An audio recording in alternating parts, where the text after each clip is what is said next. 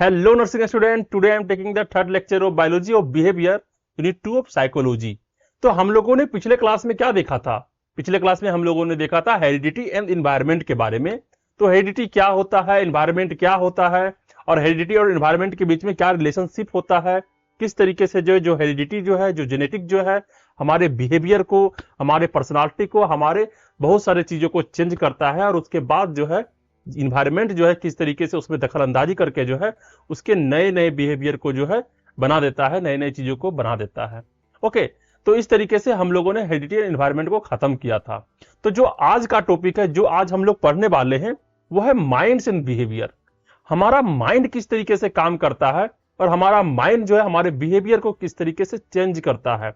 तो इन सारे चीजों को हम लोग आज इस लेक्चर में देखेंगे और मेनली यहाँ पे हम लोग 3 चीज को कंप्लीट करेंगे, जो है nervous system, neurons and synapse.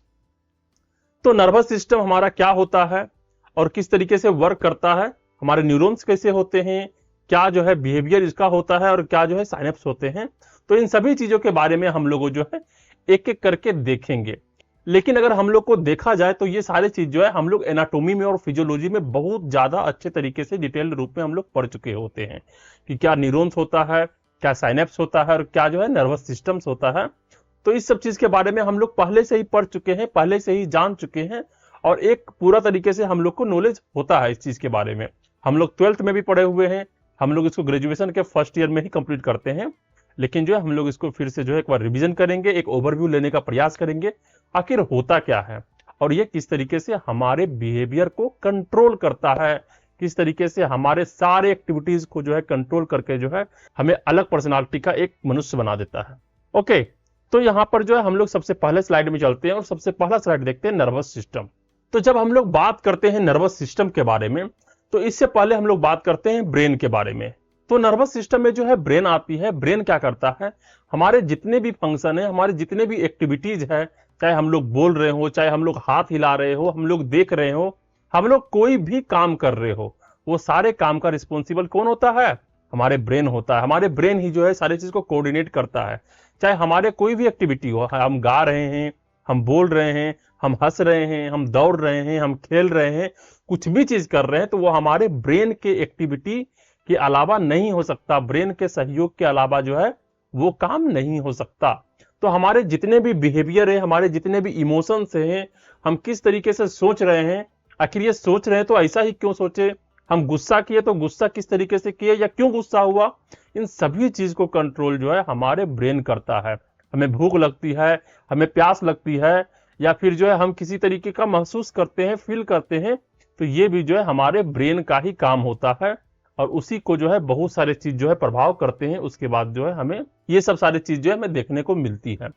तो हम लोग यहाँ पे पढ़ते हैं नर्वस सिस्टम के बारे में कि नर्वस सिस्टम क्या होता है।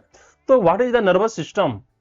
तो ब्रेन से जितने भी वायर निकले होते हैं, जैसे कि एक घर होता है, घर में सारा वायरिंग किया होता है। मेन क्या होता है, मेन इलेक्ट्रिक बोर्ड होता है और इलेक्ट्रिक बोर्ड से सारा वायर निकला होता है और पूरे घर में फैला होता है। और मेन बोर्ड से सारा इलेक्ट्रिसिटी हर एक घर में जाता है। हम लोग स्विच ऑफ करते हैं तो पंखा बंद हो जाती है, हम लोग स्विच ऑन करते हैं तो पंखा चलने लगती है, फिर हम लोग स्विच ऑन करेंगे तो बॉल जलेगी या फिर बॉल ऑफ हो जाएगी। तो यहां पर क्या हुआ, एक पावर बैंक है और पावर बैंक से पावर बोर्ड है, वहां से सारे वायर निकले होते हैं और सारे वायर पूरे घर में फैले हुए होते हैं। उसी तरीके से हमारा दिमाग होता है, हमारे दिमाग से बहुत सारे वायर निकले होते हैं और पूरे शरीर में फैले होते हैं। इसी को हम लोग नर्वस सिस्टम बोलते हैं। नर्वस सिस्टम में बहुत सारे चीज आते हैं जिसके बारे में हम लोग एक एक करके देखते हैं कि how nervous system works in our body. तो यहाँ पे हम लोग फर्स्ट लाइन देखते हैं जो कि है नर्वस सिस्टम मैनेज बिहेवियर। तो नर्वस सिस्टम हमारे पूरे बॉडी में फैला हुआ है। हम जो भी बिहेवियर कर रहे हैं सभी को वो मैनिपुलेट करता है, सभी को वो कार्य करने में मदद करता है। कौन करता है? नर्वस सिस्टम, क्योंकि उसी के माध्यम से सिग्नल हमारे बॉडी तक आते हैं, हमारे न्यूरॉन के माध्यम से हमें काम करवाती है सिग्नल पहुंचा करके। तो इसीलिए हमारे जितने भी बिहेवियर्स होते हैं वो नर्वस सिस्टम के द्वारा ही कंट्रोल किया जाता है। अब बिहेवियर में क्या आ जाएगा, हम लोग चल रहे हैं, हम लोग खेल रहे हैं, हम लोग हंस रहे हैं, हम लोग किस तरीके से मुस्कुरा रहे हैं, ये सारे चीज कौन करवाता है? ये सारे चीज नर्वस सिस्टम ही करवाते हैं। तो इसीलिए यहाँ पे कहा गया है कि जो नर्वस सिस्टम है वो हमारे बिहेवियर को मैनेज करता है। अंडरस्टैंड? नेक्स्ट आता है कि brain judgement shapes our action. हम लोग किस तरीके से एक्शन लेंगे, हम लोग किस तरीके से कोई डिसीजन लेंगे और उस डिसीजन का क्या फल होगा, ये सारे चीज जो है हमारे माइंड ही कंट्रोल करती है, हमारे नर्वस सिस्टम ही कंट्रोल करती है। हमारे नर्वस सिस्टम ही हमें स्टिमुलेट करेगा कि जाओ जाकर ये काम करो या फिर ये एक्शन जो है लो। तो हमारा नर्वस सिस्टम जब तक नहीं बोलेगा किसी काम को करने के लिए, तब तक हमारा बॉडी जो है वो काम नहीं करेगा। इसीलिए कहता है कि brain judgement shapes our action. Brain जो है डिसाइड करता है कि हमारा एक्शन क्या होगा। नेक्स्ट लाइन जो यहाँ पे कह रहा है कि sense impression gain meaning through nervous system. हमारे जितने भी सेंस इंप्रेशन हैं, सेंस का मतलब क्या हुआ, हमारे सेंस ऑर्गन से जो सेंस इंप्रेशन लिया जाता है, चाहे हम लोग देख करके जो है किसी चीज को जो है हम लोग फिगर आउट कर सकें कि वो क्या चीज है, किसी चीज को सुन करके जो है हम लोग पता लगा सकें कि वो क्या चीज है, या फिर किसी चीज को टच करके हम लोग उसको फील कर सकें ये सॉफ्ट है, ये हार्ड है, या फिर ये किस तरह का है। तो हमारा सेंस ऑर्गन जो है उसे क्या करता है, उसके एक इंप्रेशन को ले लेता है और उसे रिकॉर्ड कर लेता है। तो अगर हमारे सेंस ऑर्गन सही से काम नहीं करेंगे तो क्या होगा, हम लोग इस चीज को फील नहीं कर पाएंगे, हम लोग इस चीज को कलेक्ट नहीं कर पाएंगे। तो हमारे सेंस ऑर्गन को भी कौन काम करवाता है, हमारे नर्वस सिस्टम ही काम करवाते हैं। अगर हमारे नर्वस सिस्टम सही से काम नहीं करेंगे तो हम लोग ऐसे किसी भी चीज को जो है महसूस नहीं कर सकते हैं, ना ही देख सकते हैं, ना ही सुन सकते हैं, और ना ही जो है हम लोग टच कर सकते हैं। तो यही इस लाइन का मीनिंग्स होता है यहाँ पे, जो कि नर्वस सिस्टम का वर्क है। नेक्स्ट है कि proper nerve tissue development and intellectual growth. तो जो हमारा इंटेलिजेंस होता है, जो हमारा इंटेलेक्चुअल ग्रोथ होता है, वो इस पे डिपेंड करता है कि हमारा नर्वस सिस्टम जो है वो कितने ज्यादा जो है डेवलपमेंट हो चुके हैं और कितने प्रॉपर तरीके से काम कर रहे हैं। अगर मान लो तुम्हारा नर्वस सिस्टम जो है सही तरीके से काम नहीं करेगा, सही तरीके से वर्क नहीं करेगा, तो क्या होगा, तुम्हारे बिहेवियर पूरी तरीके से चेंज हो जाएंगे, तुम्हारा इंटेलेक्चुअल जो है वो पूरी तरीके से बर्बाद हो जाएगा। तुम जो है किसी चीज को सोच नहीं पाओगे, किसी चीज को जो है डिसीजन नहीं ले पाओगे और सही तरीके से किसी चीज पे वर्क नहीं कर पाओगे, क्योंकि तुम्हारा जो है सेंसरी सिस्टम जो है, तुम्हारा नर्वस सिस्टम जो है वो पूरी तरीके से डैमेज हो चुका है। नेक्स्ट यहाँ पे लाइन आता है कि nervous system influence emotional behaviour. जो हमारे नर्वस सिस्टम है वो हमारे इमोशनल बिहेवियर को इन्फ्लुएंस करते हैं। इमोशनल बिहेवियर क्या हो गया, हम किसी चीज से गुस्सा हैं, तो गुस्सा किस कारण से हुए, किस स्टिमुलाई ने हमें स्टिमुलेट किया जिस कारण से हम गुस्सा हो गए, या फिर हम खुशी हैं, हम जो है किसी को मारने के लिए जो है दौड़ गए। ठीक है, तो ये सब सारे चीज जो है वो नर्वस सिस्टम ही हमें इन्फ्लुएंस करता है। इस सब चीजों को हम लोग आगे भी देखेंगे कि किस तरीके से हमारे ग्लैंड्स जो है अलग अलग तरह के हार्मोन प्रोड्यूस करवाते हैं, जिसके वजह से जो है हमें अलग अलग फील्स होते हैं, अलग अलग तरीके से जो है हम लोग जो है कार्य करने के लिए तैयार हो जाते हैं, हमारे बिहेवियर अलग अलग तरीके से चेंज होता है। तो ये सब चीज जो है हार्मोन्स की वजह से भी होते हैं और जो है बहुत सारी चीजों की वजह से होते हैं, लेकिन जो मेन इनडायरेक्टली रीजन होता है ये नर्वस सिस्टम का ही होता है। नर्वस सिस्टम ही जो है उसे स्टिमुलेट करवाता है कि तुम ये हार्मोन जो है रिलीज करो। ओके, तो ये था हमारा fourth means fifth point. Next point को हम लोग देखते हैं, तो वो है emotional outburst effect hormone level विया नर्व टिश्यू। तो यहाँ पे वही चीज है जो हमने बोला है कि जो हमारे इमोशनल आउटबर्स्ट होते हैं, आउटबर्स्ट का मतलब क्या होता है, अति से ज्यादा हो जाना। ठीक है, बहुत ज्यादा हो जाना। तो इमोशनल आउटबर्स्ट का मतलब होता है कोई भी इमोशन जो है बहुत ज्यादा मात्रा में आ जाना। अगर मान लो गुस्सा है तो बहुत कस के गुस्सा आ जाना, या फिर खुशी है तो बहुत कस के खुश हो जाना। ठीक है, इसी को बोलते हैं इमोशनल आउटबर्स्ट हो जाना। तो emotional outburst effect hormone level विया नर्व टिश्यू।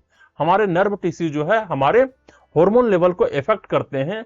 तो अगर ज्यादा सेक्रेशन हो जाता है तो वो क्या हो जाएगा, वो इमोशनल आउटबर्स्ट हो जाएगा। कोई हैप्पी हार्मोन है वो बहुत ज्यादा मात्रा में वो जो है रिलीज हो जाएगा तो इमोशनल आउटबर्स्ट होगा, लोग बहुत ज्यादा खुश हो जाएंगे। या फिर जो है कोई सैड हार्मोन जो है वो बहुत ज्यादा मात्रा में रिलीज हो जाएगी तो इंसान जो है पूरा सैड सैड महसूस करेगा। या फिर जो एंग्री वाला होता है वहां पे एंग्री हो जाएगा। तो इमोशनल आउटबर्स्ट जो है वो इफेक्ट करता है हार्मोन लेवल को विया नर्व टिश्यू के माध्यम से। ओके, नेक्स्ट होता है nervous system control growth and development. जो हमारे नर्वस सिस्टम है हमारे ग्रोथ एंड डेवलपमेंट को कंट्रोल करते हैं। ग्रोथ एंड डेवलपमेंट को कंट्रोल किस तरीके से करते हैं, तो हमारे जितने भी हार्मोन्स होते हैं वो सारे जो है हमारे नर्वस सिस्टम के थ्रू ही जो है वो रिलीज करवाया जाता है। वही जो है स्टिमुलेट करता है कि इतने मात्रा में हार्मोन जो है रिलीज होंगे। तो ग्रोथ फैक्टर भी जो है रिलीज होता है नर्वस सिस्टम के ही मदद से, जिस कारण से यहाँ पे हम लोग कह सकते हैं कि नर्वस सिस्टम कंट्रोल करते हैं हमारे ग्रोथ एंड डेवलपमेंट को।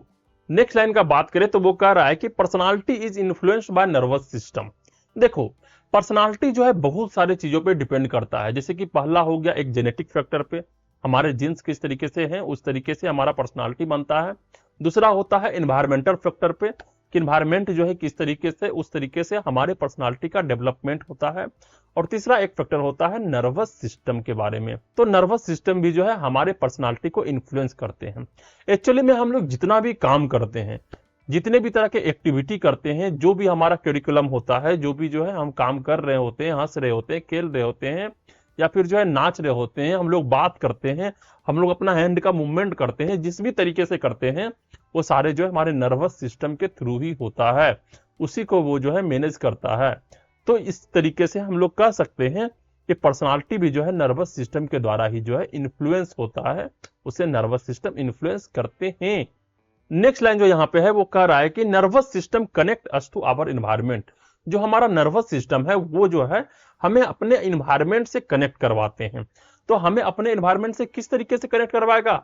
हमारे रिसेप्टर के माध्यम से, हमारे सेंस ऑर्गन के माध्यम से, क्योंकि सेंस ऑर्गन ही जो है उन सारे स्टिमुलाई को जो है उसे जो है वो सेंस करता है। उसके बाद जो है वो न्यूरॉन के माध्यम से जो है हमारे ब्रेन तक भेजा जाता है। उसके बाद जो है हम लोग उसको समझ पाते हैं, जान पाते हैं कि वो क्या चीज है, और हम लोग इन्वायरमेंट को सही तरीके से जज कर पाते हैं। तो यहाँ पे जो है हम लोग अपने इन्वायरमेंट को भी जो है हम अपने सेंसरी सिस्टम से जो है, नर्वस सिस्टम से जो है हम लोग जान पाते हैं। नेक्स्ट है component brain, spinal cord, nerve and ganglia.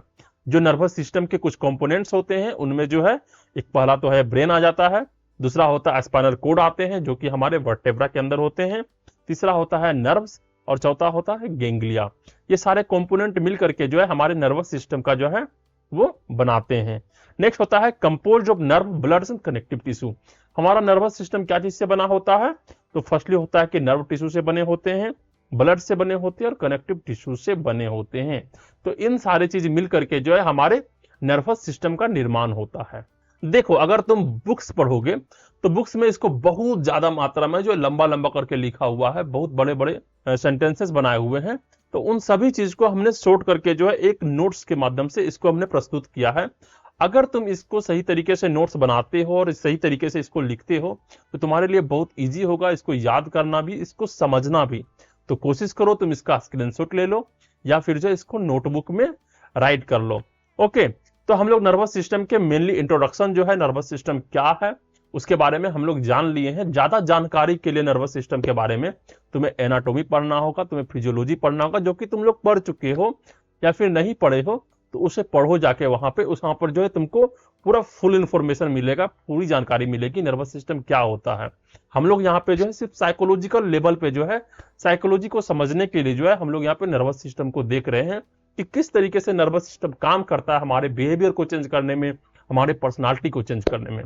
Okay, तो हम लोग नेक्स्ट स्लाइड में चलते हैं और देखते हैं human behaviour involves the body mind relationship of the various bodily factors.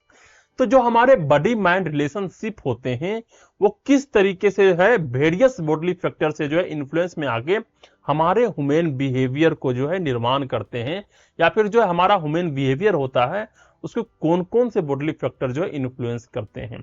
तो यहाँ पे हम लोग जो है तीन तरह के जो है बॉडीली फैक्टर को देखेंगे, जो है पहला रिसेप्टर्स, दूसरा होता है इफेक्टर और तीसरा होता है कनेक्टर।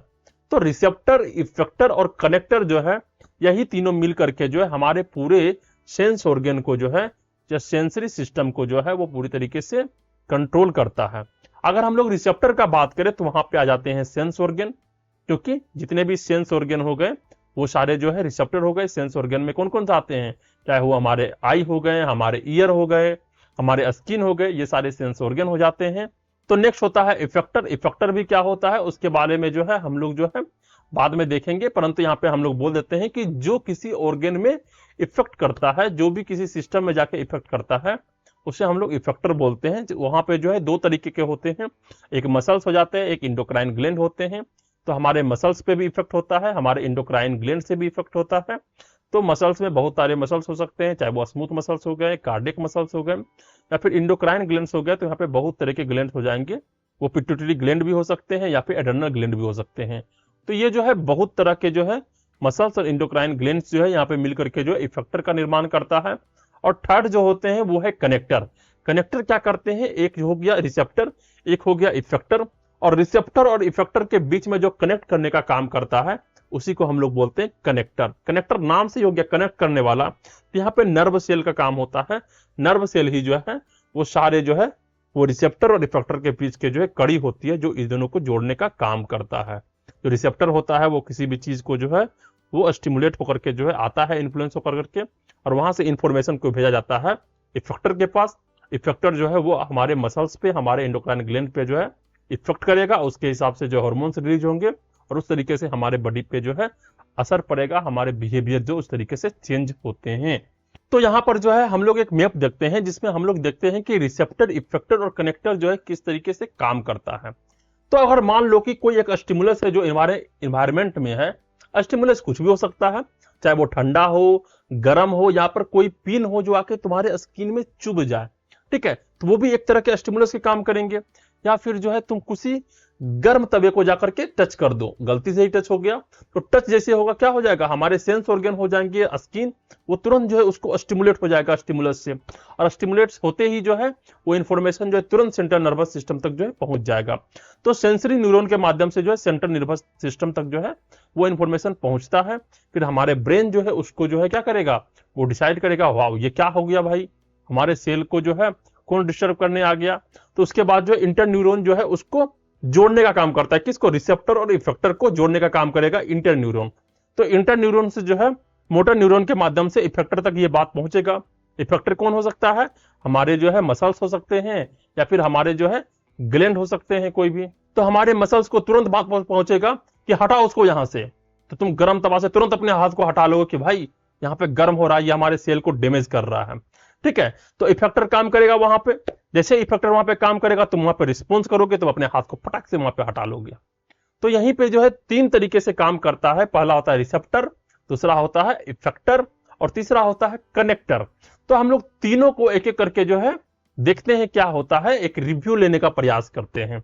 ओके, तो यहाँ पे पहला जो होता है वो है रिसेप्टर। रिसेप्टर को जो है साइकोलॉजी ऑफ सेंसेशन भी बोला जाता है। तो इसको एक हम लोग कॉलम में दे दिए हैं कि साइकोलॉजी ऑफ सेंसेशन, बल्कि हम लोग एक और टॉपिक जो इसके बाद का जो टॉपिक आएगा वो हम लोग देखेंगे साइकोलॉजी ऑफ सेंसेशन के बारे में। आई थिंक एक लेक्चर के बाद ये वाला टॉपिक आएगा, ठीक है। तो रिसेप्टर क्या होता है, ये किस तरीके से काम करता है, इसको हम लोग एक बार जानने का प्रयास करते हैं। तो यहाँ पे जो फर्स्ट लाइन है वो क्या है कि behaviour in all it's forms and shape certainly has a biological and physiological base. तो हमारे जितने भी बिहेवियर्स हैं वो जो है क्या चीज से निर्माण होता है, या क्या चीज से इन्फ्लुएंस होता है, क्या चीज से उसको शेप मिलता है, वो है बायोलॉजिकल और फिजियोलॉजिकल बेस से।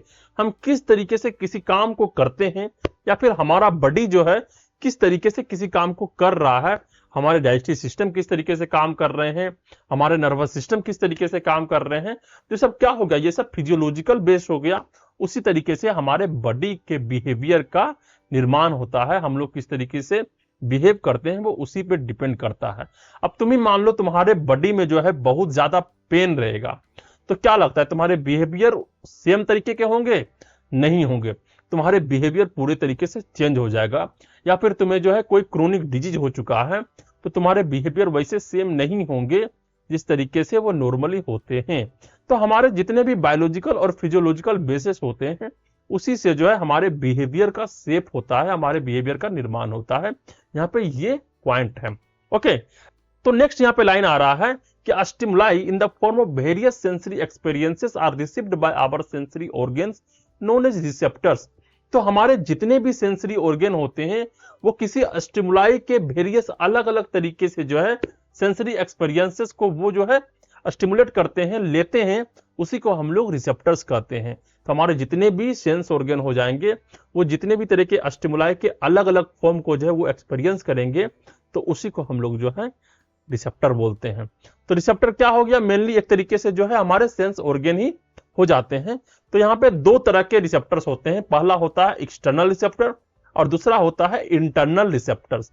एक्सटर्नल्स और इंटरनल्स, एक्सटर्नल्स मीन्स हो गया जो बाहरी है, इंटरनल्स मीन्स हो गया जो हमारे अंदर से हैं। तो दो तरह के रिसेप्टर्स होते हैं। तो सबसे पहले हम लोग जानते हैं एक्सटर्नल रिसेप्टर के बारे में कि एक्सटर्नल रिसेप्टर क्या होता है। तो our sense organ including the eyes, ear, nose, tongue and skin are external receptor. जो हमारे eye, ear, nose, tongue and skin है वो हमारे जो एक्सटर्नल रिसेप्टर होते हैं। आई के माध्यम से हम लोग किसी चीज को देख सकते हैं, किसी चीज को देख करके उसका सेंस लगा सकते हैं कि वो क्या चीज है। ईयर के माध्यम से हम लोग किसी चीज को सुन के पता लगा सकते हैं, उसको सेंस कर सकते हैं। नोज के माध्यम से हम लोग सूंघ सकते हैं। टंग के माध्यम से हम लोग किसी टेस्ट को जान सकते हैं, या फिर स्किन के माध्यम से हम किसी चीज को फील कर सकते हैं। तो ये सब चीज जो है हमारे सेंसरी ऑर्गन्स हैं, जिसके माध्यम से हमें स्टिमुलेट होता है कि वो क्या चीज है जो हमें इफेक्ट कर रहा है। नेक्स्ट इसी का पॉइंट है कि that connect us to the outside world with in this organ, specialised receptor cell receive stimuli and transmit signals to the brain. तो इसके माध्यम से जो है हम लोग आउटसाइड वर्ल्ड जो है, जो हमारे फिजिकल इन्वायरमेंट है, उस सभी चीज से हम लोग क्या कर पाते हैं, कनेक्ट कर पाते हैं, जोड़ पाते हैं, उसको महसूस कर पाते हैं, उससे जुड़ पाते हैं विद इन दिस ऑर्गन, इस ऑर्गन के मदद से। Specialised receptor cell receive stimuli, जो हमारे स्पेशलाइज्ड रिसेप्टर सेल्स होते हैं वो इस स्टिमुलाई को क्या करते हैं, वो रिसीव करते हैं और वो जो है सिग्नल भेजते हैं हमारे ब्रेन तक, जिसके माध्यम से जो है हमारे ब्रेन जो है उसको समझ पाता है, उसको जो है पहचान पाता है, या फिर उसको देख पाता है, जज कर पाता है कि असल में वो चीज है क्या। ठीक है, तो ये हमारे एक्सटर्नल रिसेप्टर्स होते हैं। नेक्स्ट पॉइंट जो यहाँ पे आता है कि malfunctioning receptor can lead to sensory disorder affecting vision, hearing, touch, smell, taste and proprioception. तो जो हमारे रिसेप्टर्स हैं अगर वो किसी भी तरीके से माल फंक्शन हो जाते हैं, डैमेज हो जाते हैं, उसमें कोई ट्रोमा हो जाता है, तो क्या होगा, हमारे सेंस ऑर्गन ही जो है डैमेज हो जाएंगे। अगर मान लेते हैं कि हमारे आई डैमेज हो गया तो क्या है, हम लोग का जो है विजन डैमेज हो जाएगा, हम लोग किसी चीज को देख नहीं पाएंगे। ईयर डैमेज होता है तो सुन नहीं पाएंगे, या फिर हमारा टंग में जो है वो टंग के रिसेप्टर जो है अगर डैमेज हो जाते हैं, माल फंक्शन हो जाते हैं, तो टेस्ट नहीं ले पाएंगे। प्रोप्रियोसेप्शन का मतलब क्या होता है कि हम लोग कहाँ मूवमेंट कर रहे हैं, हम लोग का जो है लोकेशन क्या है, हम लोग जान पाते हैं। जिस तरीके से वो हम लोग का डैमेज हो जाएगा तो हम लोग को पता नहीं लगेगा कि हमारा जो है वो मूवमेंट किस तरीके से हो रहा है, हम लोग को फील ही नहीं होगा। ओके, नेक्स्ट आता है इंटरनल रिसेप्टर। तो इंटरनल रिसेप्टर्स क्या होते हैं, तो यहां पे जो है internal receptor detect internal body stimuli. जो हमारे इंटरनल रिसेप्टर्स होते हैं वो हमारे इंटरनल बॉडी स्टिमुलाई को डिटेक्ट करते हैं। तो इंटरनल बॉडी स्टिमुलाई क्या हो गया, तो यहीं पे है कि they are responsible for feelings of pain, hunger, nausea. तो अगर हमारे शरीर में जो है पेन होगा तो वो हम लोग उसको फील कर पाएंगे। अगर हम लोग भूखे हुए हैं तो हमारे बॉडी को जो है पता चलेगा कि हाँ हम लोग भूखे हैं। अगर नौजिया है तो हमें पता चलेगा कि हाँ हमारे बॉडी में जो है नौजिया है। तो इन सारे चीज को डिटेक्ट करने का काम कौन करता है, इंटरनल बॉडी स्टिमुलाई। और नेक्स्ट जो है वो अनदर टाइप हेल्प विद जो है, और दूसरे किस तरीके से वो हेल्प करता है, कौन, इंटरनल बॉडी स्टिमुलाई। जैसे मेंटेनिंग बैलेंस, हमारे बॉडी के जो है बैलेंस है उसको मेंटेन करने में हेल्प करता है, बॉडी पोस्चर को सही करने में हेल्प करता है, इक्विलिब्रियम को सही करता है, और जो है कंट्रोलिंग मसल्स, हमारे मसल्स को जो है वो कंट्रोल करते हैं। कौन कंट्रोल करते हैं, हमारे इंटरनल बॉडी स्टिमुलाई। इसी का काम होता है हमारे बॉडी को बैलेंस करना, बॉडी पोस्चर को सही करना, इक्विलिब्रियम को बना के रखना, और जो है कंट्रोलिंग मसल्स को कंट्रोल में रखना। तो ये सारे चीज जो होते हैं वो एक्सटर्नल रिसेप्टर्स होते हैं और इंटरनल रिसेप्टर्स होते हैं। मतलब जो है जो हमारे जितने भी जो है स्टिमुलाई को सेंस करने का काम होता है वो रिसेप्टर्स का होता है। अगर एक्सटर्नल का हुआ तो वहां पे एक्सटर्नल रिसेप्टर्स काम करेंगे, और अगर जो है वो इंटरनल बॉडी में हो रहा है तो वहां पर जो है हमारे इंटरनल रिसेप्टर जो है उसको डिटेक्ट करेंगे। ओके, तो यहां पर जो है हम लोगों ने रिसेप्टर को सही तरीके से जाना कि रिसेप्टर किस तरीके से काम करता है हमारे बॉडी में।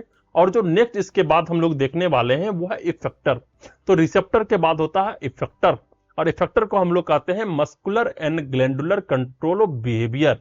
ये हमारे बिहेवियर को जो है मस्कुलर लेवल पे और ग्लैंडुलर लेवल पे जो है किस तरीके से कंट्रोल किया जाता है।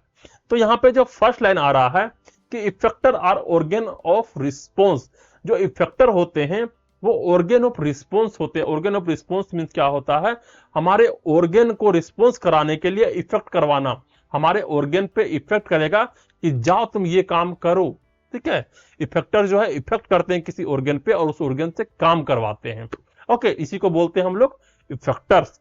तो यहाँ पे पहला जो लाइन आ रहा है, पहला जो पॉइंट आ रहा है कि sensory input is responded to by bodily reaction, motor activity through muscles और ग्लैंड्स। जो हमारे सेंसरी इनपुट होते हैं, सेंसरी इनपुट क्या हो जाएंगे, जो हमारे सेंस ऑर्गन जो है किसी भी स्टिमुलस के माध्यम से स्टिमुलेट हुआ और वहां से जो है इंफॉर्मेशन जो है वहां से ब्रेन तक भेजा, तो वो जो इंफॉर्मेशन होता है जो सेंसरी ऑर्गन के माध्यम से लिया जाता है उसी को हम लोग बोलते हैं सेंसरी इनपुट। तो सेंसरी इनपुट जो है क्या रिस्पोंड करता है, हमारे बॉडीली रिएक्शन को, हमारे बॉडी का जो है किस तरीके से रिएक्शन करेगा, हमारे बॉडी किस तरीके से मूवमेंट करेंगे, या फिर मोटर एक्टिविटी थ्रू मसल्स और ग्लैंड, या फिर हमारे जितने भी मोटर एक्टिविटी है, मोटर एक्टिविटीज का मतलब क्या होता है, हमारे मूवमेंट के बारे में, हमारे जितने भी मूवमेंट होंगे वो हमारे मसल्स और ग्लैंड से किस तरीके से प्रभावित होकर होते हैं, तो वो भी जो है हमारे सेंसरी इनपुट के द्वारा जो है रिस्पोंड होता है। तो ये भी जो इफेक्टर का काम करेंगे। नेक्स्ट पॉइंट कह रहा है कि hormones from ductless gland influence behaviour pattern. Means जो है जितने भी हार्मोन जो है जो डक्टलेस ग्लैंड से रिलीज होते हैं वो हमारे पूरे बिहेवियर पैटर्न को इन्फ्लुएंस करते हैं। अब डक्टलेस ग्लैंड क्या हो गया, डक्टलेस ग्लैंड जो है वैसे ग्लैंड्स होते हैं जिसमें डक्ट्स नहीं होते हैं। डक्ट का मतलब होता है एक नली, एक पाइप। डक्ट वाले जो ग्लैंड होते हैं वो डायरेक्ट जो है हार्मोन जो है हमारे ऑर्गन में पहुंचाते हैं डक्ट के माध्यम से, और जो डक्टलेस ग्लैंड जो होते हैं वो डायरेक्ट हमारे ब्लड में ही जो है हार्मोन को पहुंचा देते हैं, उसको हम लोग बोलते हैं डक्टलेस ग्लैंड। तो डक्टलेस ग्लैंड से जो हार्मोन रिलीज होते हैं वो जो है हमारे पूरे बिहेवियर पैटर्न को इन्फ्लुएंस करते हैं। नेक्स्ट है कि अंडर एक्टिविटी और over activity of gland cause hormonal imbalance and change in personality makeup. अगर जो है उस ग्लैंड का जो है बहुत ज्यादा मात्रा में जो है हार्मोन रिलीज हो गया या फिर बहुत लो मात्रा में हार्मोन रिलीज हुआ, तो इसके कारण से क्या होगा, हार्मोनल इम्बैलेंस हो जाएगा। और हार्मोनल इम्बैलेंस के कारण क्या होगा, या तो हम जो है बहुत ज्यादा मात्रा में जो किसी भी एक्टिविटी को कर देंगे या फिर हम जो है आराम से बैठे हुए होंगे, हमसे कुछ होएगा ही नहीं। ठीक है, चेंज इन पर्सनालिटी मेकअप, जिसके माध्यम से जो है हमारे पूरे के पूरे पर्सनालिटी ही चेंज हो जाता है। अगर मान लो कि हमारा जो ग्लैंड है वो बहुत ज्यादा मात्रा में जो है एड्रेनालिन को सेक्रेट कर देता है, तो जैसे ही एड्रेनालिन को सेक्रेट करेगा तो क्या हो जाएगा, हम लोग हाइपर एक्टिव हो जाएंगे। ठीक है, हाइपर एक्टिव हो जाएंगे और उसी मात्रा में बहुत कम मात्रा में सेक्रेट करता है, फिर जो है हम लोग को लगेगा कि भाई बस कुछ करो ही मत, आराम से पड़े हुए रहो। तो ठीक है, तो यहाँ पे जो है अंडर एक्टिविटी और ओवर एक्टिविटी ऑफ ग्लैंड जो है कॉज करता है हार्मोनल इम्बैलेंस को, हार्मोनल जो है इम्बैलेंस हो जाता है, और वही चीज जो है हमारे पर्सनालिटी के मेकअप को चेंज कर देता है। ठीक है, जो हमारे रियल पर्सनालिटी है वो हमारा चेंज हो जाता है। तो यहाँ पर जो है हम लोग दो चीज के बारे में जान लेंगे, पहला है मसल्स के बारे में और दूसरा है ग्लैंड्स के बारे में। तो जो मसल्स है वहां पे हम लोग क्या क्या देखते हैं, तो यहाँ पे जो फर्स्ट लाइन कर रहा है कि our behaviour and activity involve movement of different parts of our body. तो जो हमारा बॉडी का मूवमेंट्स होता है, जो डिफरेंट पार्ट होते हैं हमारे बॉडी के, वो किस तरीके से मूवमेंट कर रहे हैं, उसी से जो है हमारा बिहेवियर और हमारे एक्टिविटी जो है इन्वॉल्व होता है। कि हम लोग जिस तरीके से एक्टिविटी को करेंगे, जिस तरीके से हमारा बॉडी का जो है मूवमेंट होगा, उसी से जो है हमारे बिहेवियर का निर्माण होता है। ओके, नेक्स्ट लाइन कह रहा है कि muscles help the organism to carry out motor activities in order to respond to various stimuli. जो मसल्स होते हैं वो हेल्प करते हैं ऑर्गेनिज्म को क्या करने में, कैरी आउट मोटर एक्टिविटीज। जो हमारे जितने भी मूवमेंट वाले एक्टिविटीज होते हैं वो सारे मूवमेंट वाले एक्टिविटीज को कैरी आउट करने में जो है मदद करते हैं। In order to respond the various stimuli, अलग अलग स्टिमुलाई के हिसाब से जो है हमारा बॉडी का मूवमेंट करवाते हैं। ये सारा कौन करवाते हैं, ये सब मसल्स के माध्यम से होता है। नेक्स्ट होता है कि टाइप ऑफ मसल्स। तो अगर हम लोग टाइप के मसल्स के बारे में जाने तो 3 तरह के मसल्स होते हैं, पहला स्मूथ मसल्स, कार्डियक मसल्स और स्केलेटल्स मसल। ये सारे चीज जो है एनाटॉमी के पार्ट है, हम लोग पहले से पढ़ चुके हैं, हम लोग पहले से जान चुके हैं। तो स्मूथ मसल्स में जैसे होता है digestion, excretion and blood circulation, regulate blood pressure. तो हमारे जितने भी डाइजेशन के प्रोसेस होते हैं, डाइजेस्टिव सिस्टम के पार्ट होते हैं, वो सारे स्मूथ मसल्स से बने होते हैं। एक्सक्रीशन में जो है स्मूथ मसल्स का रोल होता है, ब्लड सर्कुलेशन में जो है स्मूथ मसल्स का रोल होता है। चाहे हमारे ब्लड प्रेशर को रेगुलेट करवाना हो तो वहां पर भी स्मूथ मसल्स का ही रोल होता है। अगर मान लो कि हमारे डाइजेस्टिव सिस्टम सही तरीके से काम नहीं कर रहे हैं तो क्या होगा, हमारा बिहेवियर चेंज होगा या नहीं होगा, बिल्कुल तरीके से चेंज होगा। एक्सक्रीशन अगर नहीं होता है तो भी हमारे बिहेवियर पूरी तरीके से चेंज हो जाते हैं। फिर अगर कार्डियक मसल्स का बात करें तो मेंटेन हार्ट रिदम, हमारे हार्ट रिदम को जो है मेंटेन करता है। Can be affected by emotional stress, अगर तुम्हें जो है इमोशनल स्ट्रेस होगा, बहुत ज्यादा मात्रा में टेंशन बढ़ जाएगा, तो क्या होगा, तुम्हारा जो है वो हाई बीपी हो जाएगा, मीन्स जो है ब्लड प्रेशर जो है हाई हो जाएगा। तो वहां पे जो जो मेन रोल करता है वो करता है कार्डियक मसल्स, हार्ट के मसल्स काम करते हैं। नेक्स्ट होता है स्केलेटल मसल्स। स्केलेटल मसल्स क्या होगा, कंट्रोल वॉलंटरी मूवमेंट, जितने भी वॉलंटरी मूवमेंट होते हैं वो स्केलेटल मसल्स के द्वारा होता है। चाहे वो हम हाथ को हिला रहे हो, हम लोग चल रहे हो, नाच रहे हो, डांस कर रहे हो, जो भी चीज कर रहे हो, वो सारा चीज क्या होता है, स्केलेटल मसल्स के द्वारा ही होता है।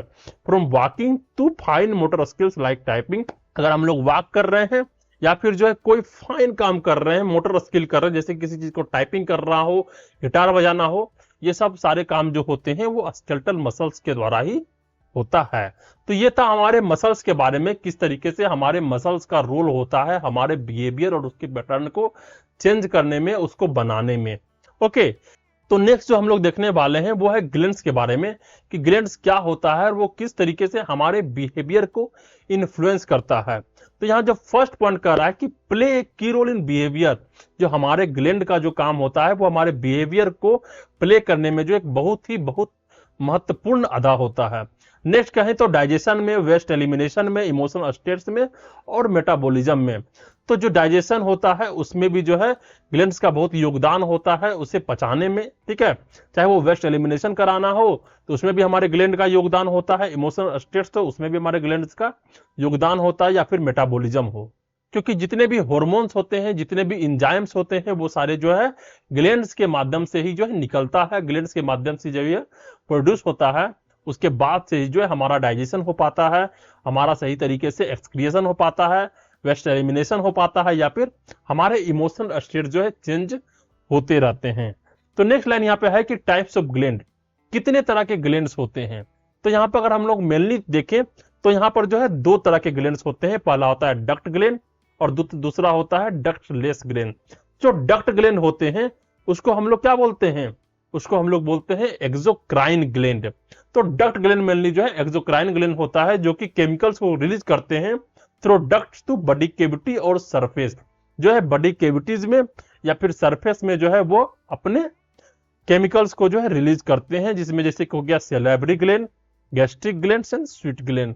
तो सैलिवरी ग्लैंड से जो है सैलिवा का प्रोडक्शन होता है, गैस्ट्रिक ग्लैंड से जो है गैस्ट्रिक जूस का सेक्रेशन होता है, और स्वीट ग्लैंड से जो है स्वीट होता है, जो हमारे स्किन पे होते हैं। तो इन सभी का काम क्या होता है, हमारे बॉडी के जितने भी फिजियोलॉजिकल बेसिक है उसको सही तरीके से काम करवाना, सही तरीके से जो है उसको निर्धारित करना, इसका काम होता है, डक्ट ग्लैंड का काम होता है। नेक्स्ट जो होता है वो है डक्टलेस ग्लैंड, जिसको इंडोक्राइन ग्लैंड्स भी बोलते हैं, जो कि हार्मोन को सेक्रेट करता है, वो भी डायरेक्ट ब्लड स्ट्रीम में, क्योंकि जो इंडोक्राइन ग्लैंड्स होते हैं वो डायरेक्ट ब्लड स्ट्रीम में जो है अपने केमिकल्स को रिलीज करते हैं, जिसको हम लोग बोलते हैं क्या चीज, हॉर्मोन्स। तो affect personality, body development, metabolism, mental development and emotional behaviour. तो ये हमारे पूरी तरीके से जो है पर्सनालिटी को, बॉडी डेवलपमेंट को, मेटाबॉलिज्म को, मेंटल डेवलपमेंट को और इमोशनल बिहेवियर को जो है इन्फ्लुएंस करता है। जैसे अगर एग्जांपल में देखा जाए तो इसमें कौन कौन से ग्लैंड्स आ जाएंगे, पिट्यूटरी ग्लैंड हो जाएंगे, थायराइड ग्लैंड हो जाएंगे, पैराथायराइड ग्लैंड हो जाएंगे, मेल सेक्स ग्लैंड होंगे, इसको हम लोग गोनेट्स भी बोलते हैं, और पेनक्रियाज, और भी ग्लैंड्स होते हैं जो यहाँ पे सारे कोई आ जाएंगे।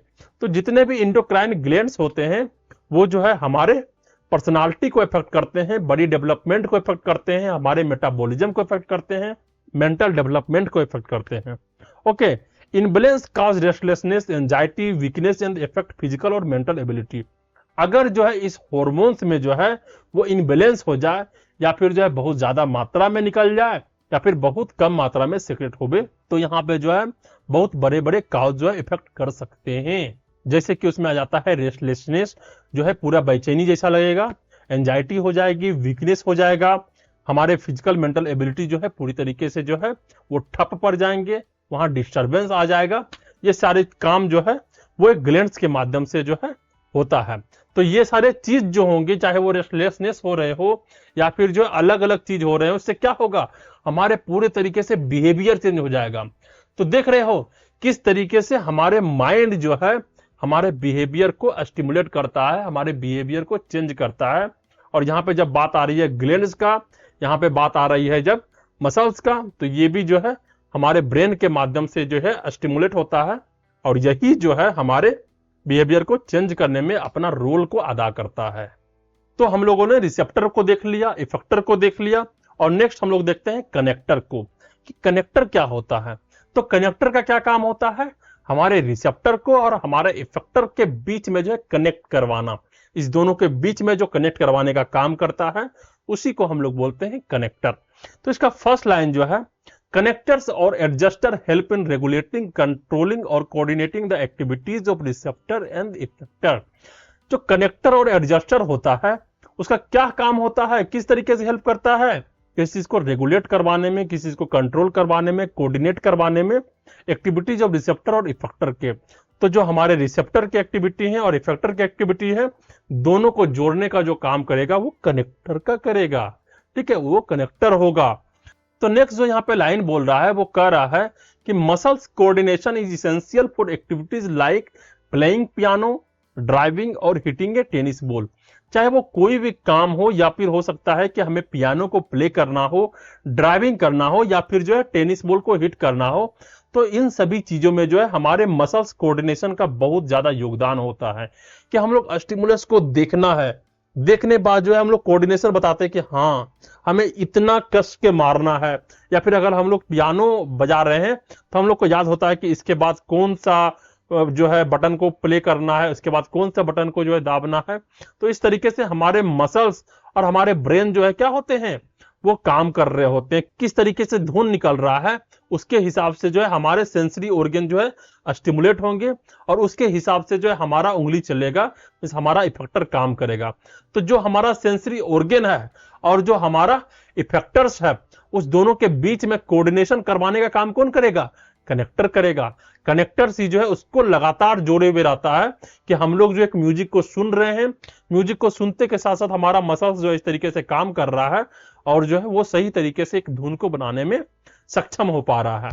उसी तरीके से जो है जब हम लोग टेनिस खेल रहे होते हैं तो हम लोग को क्या होता है, हम लोग विजन से देख पाते हैं कि हाँ जो है वो कोर्क जो है वो इतना दूर से आ रहा है, या फिर जो टेनिस बॉल है वो इतना दूर से आ रहा है, हम लोग जो है कितना कस के जो है कितना जोर से जो वहां पे लगाना है ताकि जो है वो बॉल उस तरीके से चला जाए।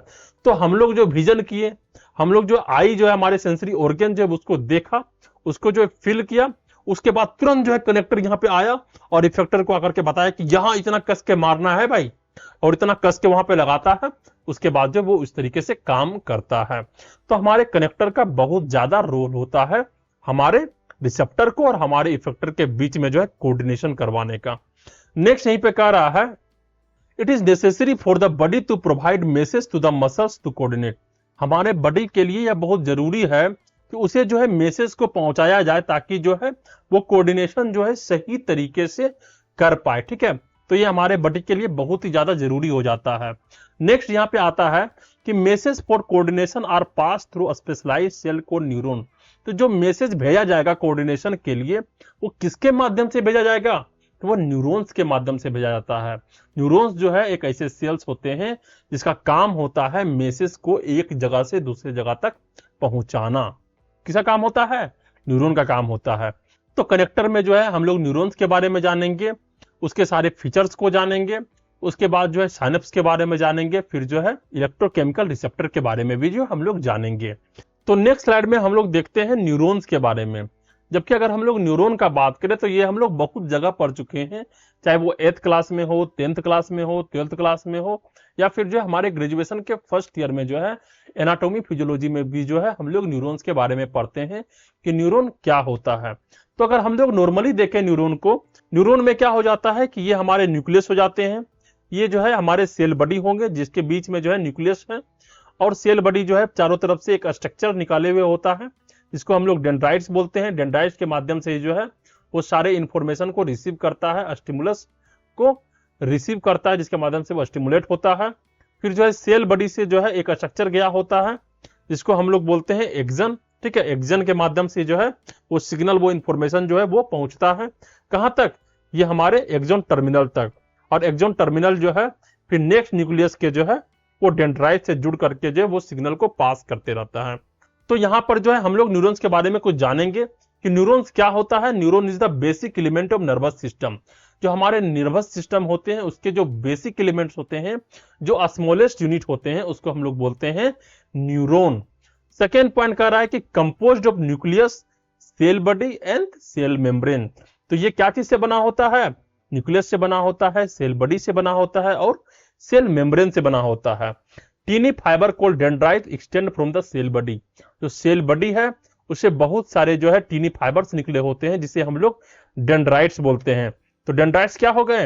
यही सब जो है जो टीनी फाइबर्स यहाँ पे है ये सारे जो है डेंड्राइट हो जाते हैं। ठीक है, ये डेंड्राइट हो गए, यहाँ पर भी जो है ये डेंड्राइट हो गए, यहाँ पर जो है इतने सारे निकले ये भी डेंड्राइट है और ये भी डेंड्राइट है। तो ये सारे जो है टीनी फाइबर्स होते हैं जो सेल बॉडी से एक्सटेंड किए हुए रहते हैं, उसे हम लोग डेंड्राइट बोलते हैं। Dendrite receive electrical impulses from sense organ. तो जो डेंड्राइट्स होते हैं वो हमारे सेंस ऑर्गन से क्या करते हैं? वो हमारे सेंस ऑर्गन से जो है इलेक्ट्रिक इंपल्स को जो है रिसीव करते हैं और adjacent neuron and carry them to the cell body. और उसके बाद जो है वो अपने बगल वाले न्यूरॉन्स को जो है सिग्नल को भेजेंगे, फिर वो अपने बगल वाले न्यूरॉन्स को सिग्नल भेजेंगे। ऐसे करते करते जो है वो अपने इंपल्सेस को जो है कैरी करते हैं और वो जो है धीरे धीरे करके जो है सेल बॉडी तक जो है अपने सिग्नल को पहुंचा देते हैं, अपने इंपल्सेस को जो है पहुंचा देते हैं। नेक्स्ट लाइन कह रहा है कि message travel from the cell body through the axon. जो मैसेज है वो कहां से ट्रेवल होता है? हमारे सेल बॉडी से ट्रेवल होता है। तो सेल बॉडी क्या हो गए? ये हो गया हमारा सेल बॉडी।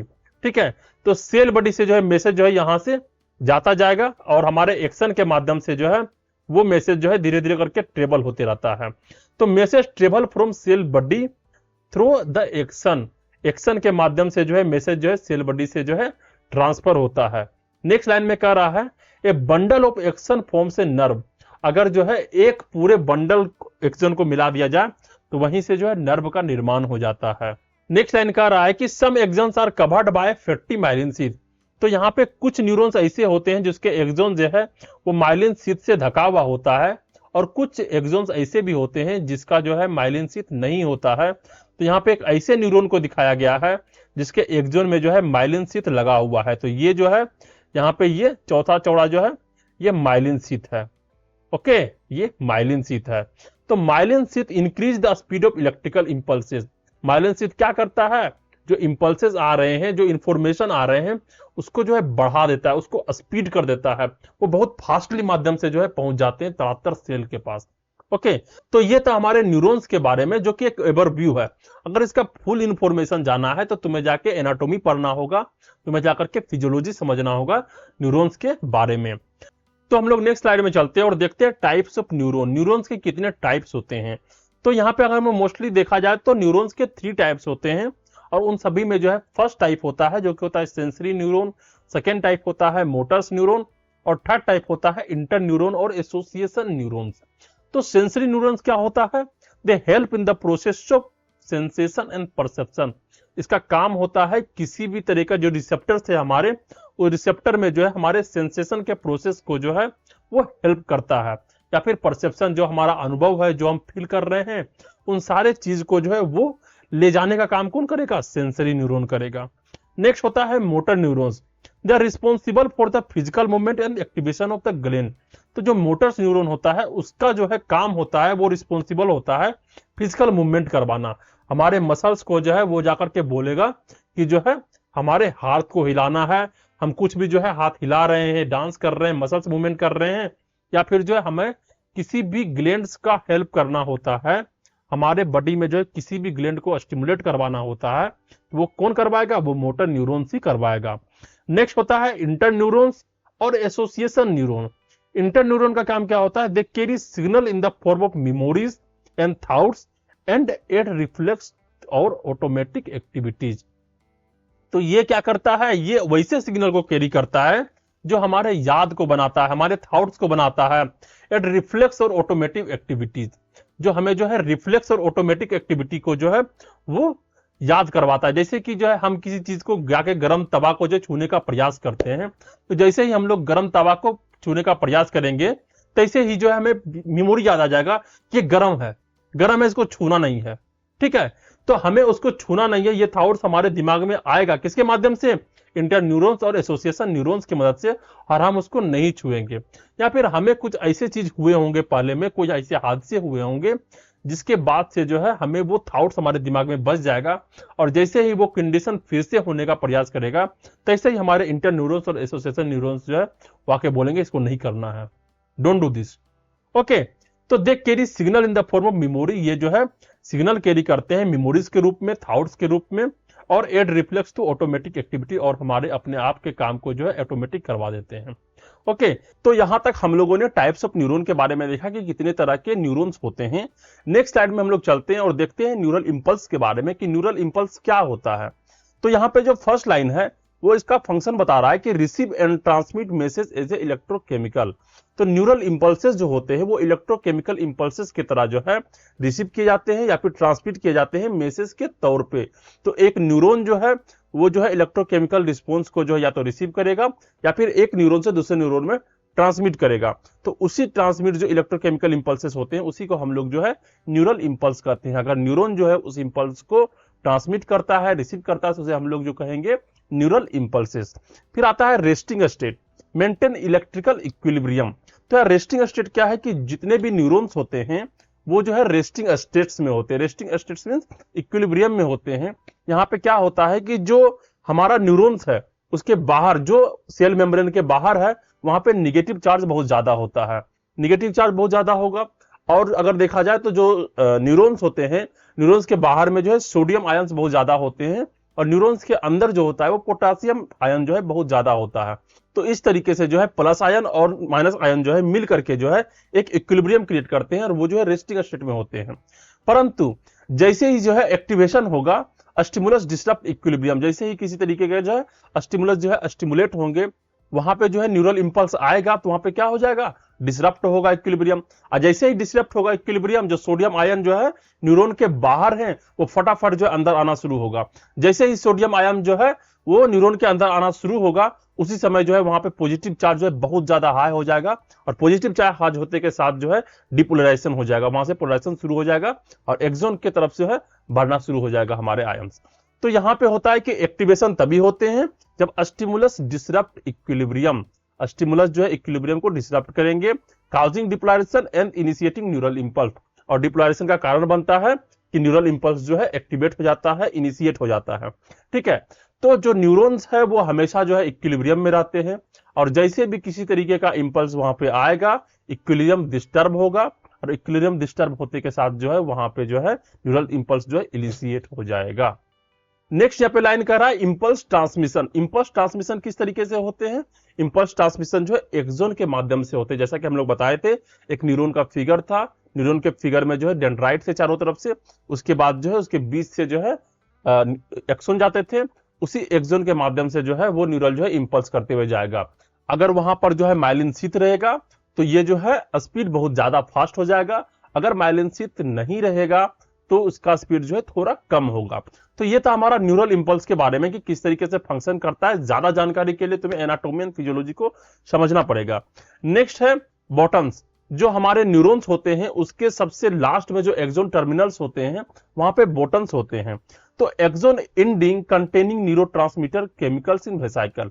तो जो हमारे एक्सॉन इंडिंग होते हैं, जो बॉटम्स होते हैं, वहां पर जो छोटे छोटे वेसाइकल्स होते हैं, वेसाइकल्स का मतलब होता है small small pouch like structure. ठीक है, तो पाउच में जो है बहुत सारे ट्रांसमीटर होते हैं।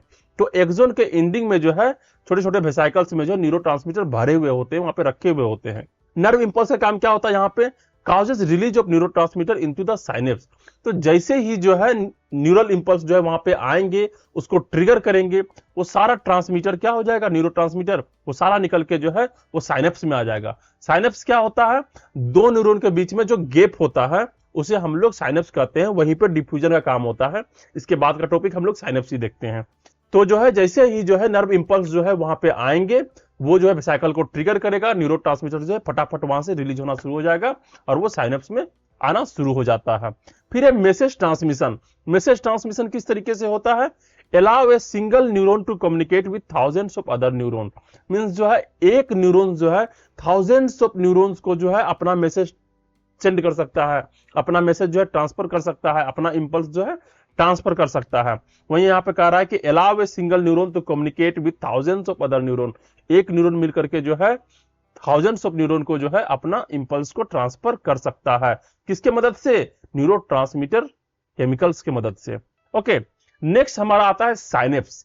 तो साइनेप्स क्या होता है? तो देखो जैसा यहाँ पे फिगर देख रहे हैं, ये है न्यूरॉन, ठीक है, ये दोनों न्यूरॉन्स हो गया। ये न्यूरॉन जो है प्री साइनेप्टिक न्यूरॉन है, ये पोस्ट साइनेप्टिक न्यूरॉन्स है।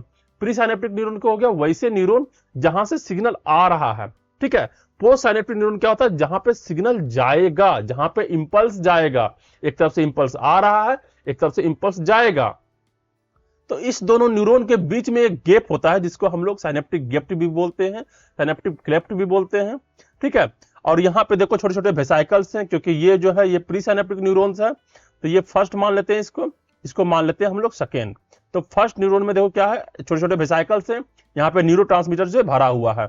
जैसे ही इंपल्स आएगा यहाँ पे क्या हो जाए, ये सारे एक्टिवेट हो जाएंगे, और एक्टिवेट होने के बाद जो है फटाक से जो है सारा ट्रांसमीटर जो है अपना डिफ्यूज कर देंगे, कहाँ पे? साइनेप्टिक गैप में। और ये हो गया यहाँ पे न्यूरोट्रांसमीटर, जो छोटा छोटा रेड रेड दिखा हुआ है, न्यूरोट्रांसमीटर है। इसी को बोलते हैं हम लोग एक्सॉन टर्मिनल, क्योंकि एक्सॉन टर्मिनल जो सबसे लास्ट में होता है। और ये है न्यूरोट्रांसमीटर रिसेप्टर्स, ये रिसेप्टर्स है। रिसेप्टर क्या करेगा? जैसे ही न्यूरोट्रांसमीटर जो है वो रिलीज होंगे, फटाफट जो है इसका रिसेप्टर आकर के उसको कैच करना शुरू होगा, और जैसे ही कैच करेगा जो है इंफॉर्मेशन जो है, जो इंपल्स है, वो एक न्यूरॉन से जो है दूसरे न्यूरॉन में ट्रांसफर होना शुरू हो जाएगा। तो यहीं पे हम लोग फर्स्ट लाइन देखते हैं, डेफिनेशन क्या है इसका। तो junction between two neuron, synapse क्या होता है? दो न्यूरॉन के बीच में जो जंक्शन होता है उसी को हम लोग साइनेप्स बोलते हैं। साइनेप्टिक क्लेफ्ट क्या होता है? Space between axon terminal of one neuron and cell body dendrite of other. तो जो फर्स्ट न्यूरॉन का जो एक्सॉन टर्मिनल है, मींस प्री साइनेप्टिक न्यूरॉन का जो एक्सॉन टर्मिनल हो जाएगा, और जो है दूसरे का डेंड्राइट, ठीक है, सेल बॉडी डेंड्राइट के बीच में जो है जो स्पेस होता है, डेंड्राइट क्या हो जाएगा? डेंड्राइट से ही तो वो रिसीव करेगा सारा कुछ। डेंड्राइट में जो है सारा रिसेप्टर लगा हुआ रहता है जो उसको रिसीव करेगा न्यूरोट्रांसमीटर का। तो एक डेंड्राइट के बीच में और एक जो है एक्सॉन टर्मिनल के बीच में जो गैप रहेगा उसको हम लोग बोलेंगे साइनेप्टिक क्लेफ्ट। ओके, तो जहां जो साइनेप्टिक गैप भी दिया हुआ है इसी को हम लोग साइनेप्टिक क्लेफ्ट भी बोलते हैं। ओके, तो यहां पर जो है साइनेप्टिक गैप है जो कि दो न्यूरॉन्स के बीच में है। ये हो गया इसका क्या? Axon terminal. और ये हो गया इसका क्या हो गया? ये हो गया dendrites of the post synaptic neurons. तो इसके बीच में ये साइनेप्टिक गैप है और इसी को जो है हम लोग साइनेप्टिक क्लेफ्ट भी बोलते हैं। नेक्स्ट लाइन अगर हम लोग देखते हैं तो न्यूरॉन्स में दो तरह के न्यूरॉन्स होते हैं, प्री साइनेप्टिक न्यूरॉन और पोस्ट साइनेप्टिक न्यूरॉन। जैसा कि हम लोग बता चुके हैं कि जो न्यूरॉन्स है वो सिग्नल ट्रांसमिट करेगा, जो मींस फर्स्ट वाले वो हो जाएंगे हमारे प्री साइनेप्टिक न्यूरॉन, और जो पोस्ट साइनेप्टिक न्यूरॉन होंगे जो रिसीव करेगा वो हो जाएगा हमारा पोस्ट साइनेप्टिक न्यूरॉन। तो ये हमारा साइनेप्स के बारे में और जो है न्यूरॉन्स के बारे में। नेक्स्ट देखते हैं न्यूरोट्रांसमीटर प्रोसेस। तो न्यूरोट्रांसमीटर का प्रोसेस क्या होता है? तो सबसे पहली बात है कि हम लोग पहले भी देख चुके हैं कि इसका स्टोरेज कहां पे होगा? Neurotransmitter stored in axon terminal of pre synaptic neurons. जो प्री साइनेप्टिक न्यूरॉन्स है उसके एक्सॉन टर्मिनल में जो है न्यूरोट्रांसमीटर स्टोर रहेंगे। यहाँ पे देखो छोटे छोटे वेसाइकल्स हैं, छोटे छोटे वेसाइकल्स में जो है वो क्या है? न्यूरोट्रांसमीटर यहाँ पे पड़ा हुआ है। नेक्स्ट देखते हैं रिलीज कब होगा? इलेक्ट्रिकल इंपल्सेस काज रिलीज इनटू साइनेप्टिक क्लेफ्ट। जैसे ही इलेक्ट्रिक इंपल्स वहां पे आएंगे वो इसको जो है स्टिमुलेट करेगा और फटाफट जो है सारा न्यूरोट्रांसमीटर वहां से निकलेगा और जाकर के जो है वो साइनेप्टिक गैप में जो है साइनेप्टिक क्लेफ्ट में जो है वो रिलीज हो जाएगा। ठीक है, तो इलेक्ट्रिक इंपल्स जैसे ही जो है यहाँ पे आएंगे वो कारण बन जाएगा साइनेप्टिक क्लेफ्ट में जो है न्यूरोट्रांसमीटर के रिलीज होने का। नेक्स्ट है डिफ्यूजन।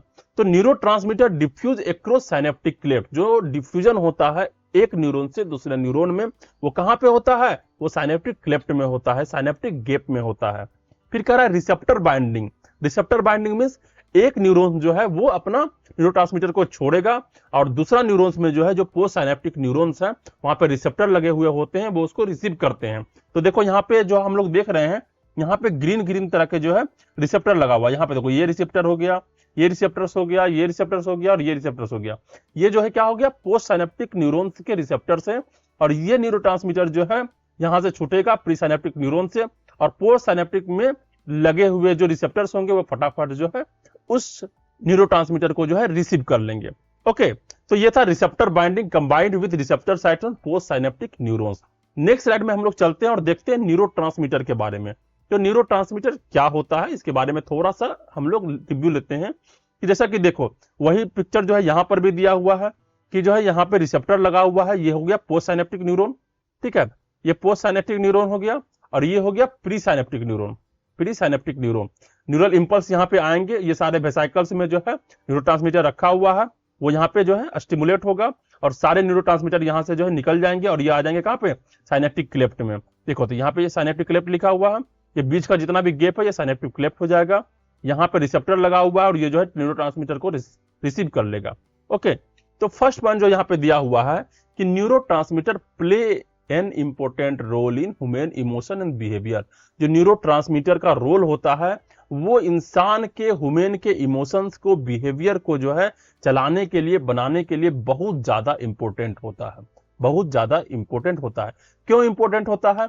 अगर मान लो कि कोई इंपल्स जो है वो फर्स्ट न्यूरॉन से सेकेंड न्यूरॉन में जाना है, बट अगर न्यूरोट्रांसमीटर तुम्हारा वहां से रिलीज नहीं होता है तो क्या होगा, तुम्हारा सिग्नल जाएगा ही नहीं, तुम्हारा इंपल्स जाएगा ही नहीं, माइंड को पता ही नहीं चलेगा कि क्या हो रहा है, या फिर माइंड को पता चल गया फिर उसने भेजा इफेक्टर के माध्यम से और न्यूरॉन के माध्यम से वो जो है नहीं पहुंचेगा, बॉडली इफेक्ट नहीं होगा, तो क्या होगा, तुम्हें पता ही नहीं चलेगा कि हमें जो है दर्द हो रहा है, तुम्हें पता ही नहीं चलेगा कि कुछ हो रहा है और तुम्हारा सेल पूरी तरीके से डैमेज हो जाएगा। ओके, जैसे एग्जांपल लेते हैं, तुम खाना बना रहे हो और तुम्हारा हाथ जो है गर्म तवे पे जो है टच हो गया, ठीक है, तो वहां पर क्या है कि जो सेंस ऑर्गन है वो उसको सेंस किया, सेंस करने के बाद जो फटाक्सन जो है अपना सिग्नल जो है भेज दिया अपने दिमाग को, इंपल्सेस को भेज दिया अपने दिमाग को, सीएनएस को, सेंट्रल नर्वस सिस्टम को। वहां पे वो देखा कि अरे यार यहाँ पे क्या हो रहा है, हमारा सेल तो डैमेज हो जाएगा। फिर वहां से जो है जो कनेक्टर्स थे, कनेक्टर्स ने जो है वो सिग्नल भेजा किसको, वो इफेक्टर को। अगर मान लो कनेक्टर के जगह पर जो है जो सिग्नल भेजा जा रहा है वहां पर न्यूरोट्रांसमीटर जो है वहां पे काम करना बंद कर दे, तो क्या होगा, हमें सिग्नल जाएगा ही नहीं। जब सिग्नल जाएगा ही नहीं तो तुमको पता ही नहीं चलेगा कि जो है कि वहां पे हमको जो है जल रहा है। जब जल रहा है ये पता नहीं चलेगा तो तुम वहां से हाथ नहीं हटाओगे और तुम्हारा सेल जो है पूरी तरीके से डैमेज हो जाएगा, हाथ डैमेज हो जाएगा। तो यहाँ पे न्यूरोट्रांसमीटर का बहुत ज्यादा रोल होता है ह्यूमन इमोशंस के, ह्यूमन बिहेवियर को कंट्रोल करने में। वहां बहुत सारा का चीज हो सकता है। अगर हम लोग इमोशन का बात करें तो कोई गुस्सा दिला रहा है, जैसे पागल होता है, उसको कुछ भी तुम बोल दो कोई फर्क नहीं पड़ता, कोई बिहेवियर उसका चेंज नहीं होता है। तो अगर न्यूरोट्रांसमीटर सही से काम करता है तो हमारे ह्यूमन इमोशन को, हमारे बिहेवियर को चेंज करने में इसका बहुत बड़ा इंपॉर्टेंट रोल होता है। नेक्स्ट है कि these are chemicals that convey information across synaptic clefts to neighbouring target cell. तो ये केमिकल्स होते हैं जो इंफॉर्मेशन को एक जगह से दूसरी जगह में ट्रांसफर करते हैं अपने नेबरिंग सेल में।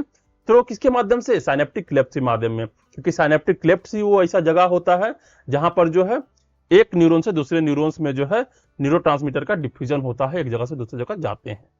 नेक्स्ट जो यहाँ पे आता है कि stored in vesicles in axon terminal. पता ही है कि एक्सोन टर्मिनल में जो है ये वेसाइकल्स में स्टोर्ड होते हैं। नेक्स्ट है released when electrical impulses reaches axon. जब भी एक्सोन में जो है इलेक्ट्रिक इंपल्स आएगा तो वहां पे जो है ये रिलीज हो जाएंगे। नेक्स्ट है bind two receptor site on adjacent neuron dendrite terminal. ये जो है जो डेंड्राइट टर्मिनल्स होते हैं, जो पोस्ट साइनेप्टिक न्यूरॉन्स के जो है डेंड्राइट होते हैं, वहां पे रिसेप्टर लगा होता है, वही इसको आकर के जो है सारा रिसीव कर लेता है, जैसा हम लोग के पहले बता चुके हैं। नेक्स्ट है फंक्शन एदर अलाउ और प्रिवेंट इंपल्स कंटिन्यूएशन। जो न्यूरोट्रांसमीटर का फंक्शन होता है वही अलाउ करता है कि मैसेज को ले जाना है या फिर मैसेज को नहीं ले जाना है। अगर न्यूरोट्रांसमीटर नहीं ले जाएगा, वहीं पे रुक जाएगा, तो क्या हो जाएगा, फंक्शन जो है ब्लॉक हो जाएगा। वो जो है सिग्नल जो इंपल्सेस है वो एक जगह से दूसरी जगह पे नहीं जा सकता है। तो फंक्शन एदर अलाउ और प्रिवेंट इंपल्सेस कंटिन्यूएशन। नेक्स्ट यहाँ पे लाइन कह रहा है कि after function neurotransmitter either return to vesicles for reuse और आर डिसॉल्व्ड बाय एंजाइम। तो एक बार जो है न्यूरोट्रांसमीटर प्री साइनेप्टिक न्यूरॉन से पोस्ट साइनेप्टिक न्यूरॉन में जाता है, रिसेप्टर के माध्यम से उसको कैच किया जाता है, तो उसके बाद जो है वो फिर से लौट के जो है वेसाइकल्स में चला जाएगा या फिर वहीं के एंजाइम में क्या हो जाएगा, वो डिसॉल्व हो जाएगा। तो यहाँ पे दो रीजन हो सकते हैं कि फिर से ट्रांसमीटर जो है लौट के वेसाइकल्स में चले जाए या फिर जो है वो एंजाइम में डिसॉल्व हो जाए। नेक्स्ट लाइन यहाँ पे कह रहा है कि imbalances can lead to severe behavioural disorder. अगर यहाँ पे किसी भी तरह का इनबैलेंस हो जाता है, किसी भी तरीके का जो है वो ट्रांसफर नहीं हो पाता है, तो यहाँ पे क्या हो जाएगा, बिहेवियरल डिसऑर्डर होने का चांस रहता है। बहुत तरह के बिहेवियरल डिसऑर्डर हो जाएंगे हमारे न्यूरोट्रांसमीटर अगर काम नहीं करते हैं तो यहां तक जो है हम लोगों ने थर्ड लेक्चर का जो है सारे टॉपिक को कंप्लीट किया। न्यूरॉन क्या होता है, ट्रांसमीटर क्या होता है, साइनेप्स क्या होता है, उसके पहले भी हम लोग देखे थे तो ग्लैंड किस तरीके से काम करता है, हमारे ब्रेन किस तरीके से काम करता है, हमारे ऑर्गन्स किस तरीके से काम करते हैं। इन सारे चीज को हम लोग देखें और किस तरीके से जो है बिहेवियर जो है चेंज होता है इसके प्रभाव में आकर करके। तो यहां तक आपको कितना समझ में आया, अगर थोड़ा बहुत समझ में नहीं आया तो आपको फिर से इस वीडियो को लगातार देखना है, और उसके बाद भी जो अगर कोई क्वेश्चन रह जाता है तो आपको कमेंट में जरूर कमेंट करना है कि मुझे ये समझ में नहीं आया, तो मैं उसका आंसर जरूर से जरूर दूंगा। ओके, तो इस वीडियो को देखते रहो, लाइक करो, शेयर करो अपने वैसे दोस्तों को जिसको समझ में नहीं आता है या फिर कॉलेज में उसका पढ़ाई नहीं होता है, और जो है सब्सक्राइब करो चैनल को। Thank you.